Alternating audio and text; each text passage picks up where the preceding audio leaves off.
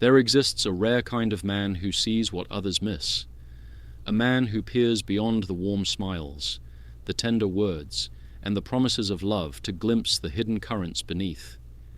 He senses the unspoken motives, the subtle power plays, the unconscious scripts that shape relationships.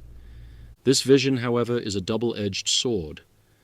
Once he sees the manipulation woven into affection, he can never return to the blissful ignorance most men cling to. Love ceases to be a fairy tale. Trust becomes a battlefield, and the world, he learns, punishes those who dare to notice. As Sigmund Freud once said, "We are not masters of our own minds. Our actions, even in love, are driven by unconscious forces we rarely admit." For the man who sees these forces at play, the cost of clarity is steep, but the reward is freedom. This is the story of the man who dares to unmask manipulation, and the liberation he finds in the ashes of illusion. Relationships are often sold as havens of unconditional love, but beneath the surface, they can be arenas of unspoken power struggles. Attachment theory reveals why. Our earliest bonds with caregivers shape how we love as adults. A partner with an anxious attachment style may cling tightly, not out of pure devotion, but from a primal fear of abandonment rooted in childhood. Their affection can feel like a leash, tightening when you assert independence. Meanwhile, those with avoidant attachments may wield distance or silence as weapons, pulling away to maintain control. These behaviors aren't always conscious. They're reflexes, born from wounds most partners don't even recognize. The perceptive man notices these patterns. He sees his partner's sudden tears, not as raw emotion, but as a bid to steer his behavior. He recognizes her anger as less about his actions and more about her need to dominate the emotional script. This clarity, grounded in attachment theory, reveals that love is rarely pure. It's entangled with unresolved fears and needs. Freud called this entanglement transference, the projection of past wounds onto present partners. A woman who grew up vying for her father's approval might unconsciously cast her husband as the withholding parent, punishing him for not fulfilling her unacknowledged cravings. A man might face his partner's jealousy, not as passion, but as a replay of her childhood rivalry with a sibling. To the blind man, these behaviors are mysteries, quirks to be endured or excused as she's just emotional. But the man who sees understands he's not just loving his partner, he's wrestling with the ghosts of her past. Cognitive behavioral therapy, CBT, offers another lens. These patterns are reinforced by distorted thinking. A partner might catastrophize independence as betrayal, believing if he doesn't obey, he doesn't love me. Her accusations, calling him selfish when he's given endlessly, cold when he's been loyal, are projections of her own fears, not reflections of his character. The perceptive man learns to challenge these distortions, refusing to internalize her script. This refusal, however, sparks a fire. To see manipulation is to break an unspoken pact. We don't name the shadows beneath desire. When a man notices his partner's affection blooms only when he submits, or her withdrawal is a calculated move to guilt him into compliance, he steps into dangerous territory. If he calls it out, he's branded cruel. If he stays silent, he risks becoming a puppet to her unconscious needs. Freud warned that love leaves us defenseless against suffering, and for the perceptive man, this is doubly true. He loves, but he also sees. The calculations behind the tenderness, the envy cloaked in admiration, the control disguised as care. He cannot unsee it, yet he cannot stop loving either. This tension is a crucible. Most men, sensing the fraud, suppress their awareness to preserve the relationship. They choose the comfort of illusion over the pain of confrontation.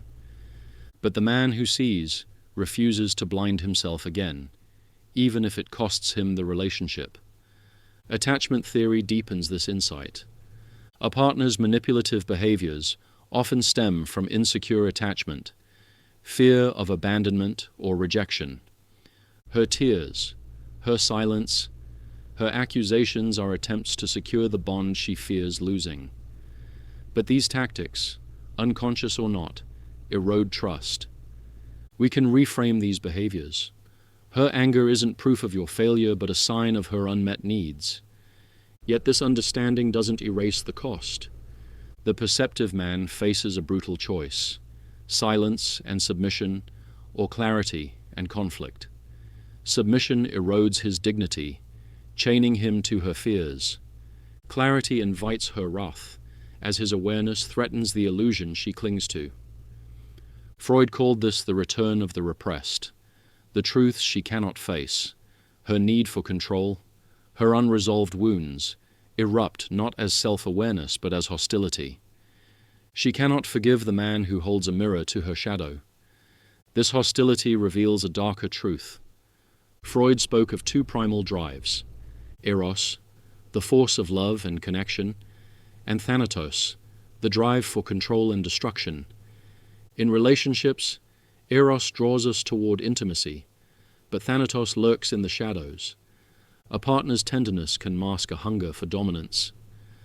Her jealousy, framed as passion, may be a strategy to bind you. Her loyalty may hinge on your usefulness, your resources, status, or willingness to serve. The blind man mistakes these for love, calling her possessiveness care, or her control concern. But the perceptive man sees the narcissism beneath. Love not as a gift, but as a transaction to serve her ego. Attachment theory explains this as a survival mechanism. Her need to secure the bond overrides mutual respect. Recognize her behavior as her issue, not your flaw. Refuse to let her distorted beliefs define you. Yet this clarity comes at a price. Most men prefer the narcotic of illusion, believing love is unconditional, devotion pure. The perceptive man loses this comfort forever. He cannot worship blindly or submit without suspicion. He stands taller, but alone. Society, Freud argued, thrives on repression. We bury our raw instincts, envy, greed, domination, to maintain order. Relationships are no different. Men who tolerate manipulation, who sacrifice individuality for the sake of family, are rewarded with approval. But the man who sees the transactional nature of his marriage, loyalty tied to compliance, affection contingent on control, threatens this order. He's labeled cynical, toxic, even cruel. Friends urge him to compromise. Family insists he make her happy. Society brands him bitter. But he's not bitter. He's awake. He's seen what Freud called the compulsion to repeat, his partner replaying her unresolved wounds, casting him as the villain in a drama he didn't write. The perceptive man's greatest danger lies in the narcissistic injury he inflicts. When he resists manipulation, refusing her guilt trips, naming her silence as control, he shatters her carefully crafted self-image. She may not consciously manipulate, but her ego cannot bear exposure. Her tears turn to rage, her accusations to smear campaigns. She paints herself as the victim, him as the abuser, to friends, family, even strangers. Her reaction stems from cognitive distortions. She believes her control is love, her anger justified. Her lashing out reflects a desperate attempt to restore the bond on her terms. But the perceptive man knows better.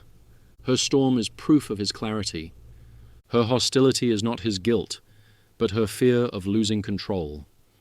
To survive, he must anchor himself in reality, resisting the urge to justify or appease. He didn't create her shadow. He simply refused to carry it. This refusal transforms him. The man who sees learns that love without freedom is possession. and possession is slavery, no matter how sweetly disguised. He rejects the role of the boy seeking maternal approval, a dynamic rooted in the Oedipus complex and reinforced by insecure attachment. He refuses to reenact childhood submission, where his partner plays the scolding mother, rewarding obedience with affection and punishing independence with withdrawal. Challenge these dynamics. Her anger doesn't define my worth. He steps out of her script, no longer the abandoning father, the rival sibling, or the ungrateful lover. This break is painful.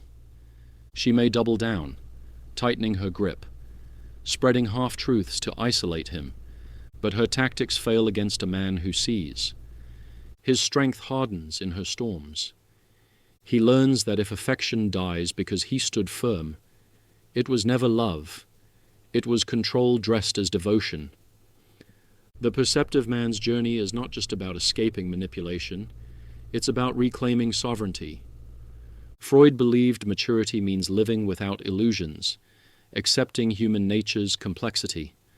Love is shaped by past wounds, not always pure intent. Reframe manipulation as a reflection of your partner's fears, not of your failures.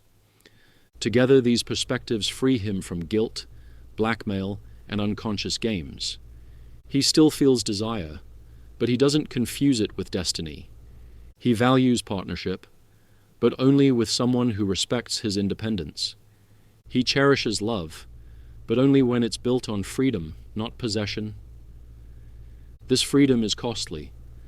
The man who sees may lose relationships, friends, even his place in society's script, but he gains something greater, himself. Solitude, though heavy, is lighter than slavery to another's unconscious needs. He becomes untouchable, not because manipulation stops, but because he no longer plays the game. His clarity is his shield, his sovereignty his crown. To the men still blind, trapped in cycles of guilt and submission, he is a warning and a beacon. You can choose illusion and call it fate, or you can choose truth and call it freedom. The path is yours. Wake up, see the strings, and cut them. Your life depends on it. If what you heard here touched a nerve, like and subscribe for more truth bombs like this, and support this channel in the link below.